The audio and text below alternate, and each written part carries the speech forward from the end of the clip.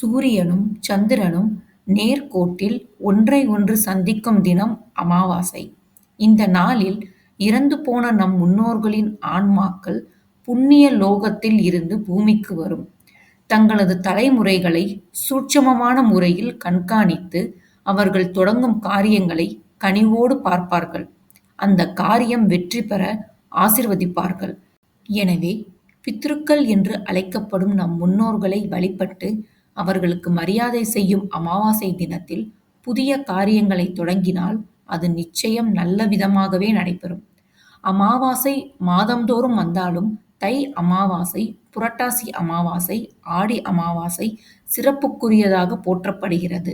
இந்த நாளில் நம் முன்னோர்களுக்கு தர்ப்பணம் கொடுப்பதோடு வீடு வாசல் இல்லாத ஏழைகளுக்கு அன்னதானம் செய்வது சிறந்த பலனை தரும்.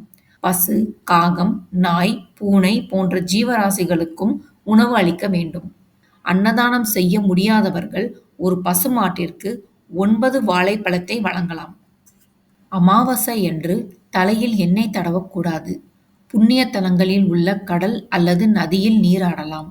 ஒவ்வொரு மாதமும் வரும் அமாவாசையில் முன்னோர்களுக்கு தர்ப்பணம் கொடுக்க வேண்டும். அது முடியாதவர்கள் ஆடி அமாவாசையில் தர்ப்பணம் கொடுத்தாலே ஆண்டு முழுவதும் தர்ப்பணம் கொடுத்த பலன் கிடைத்துவிடும்.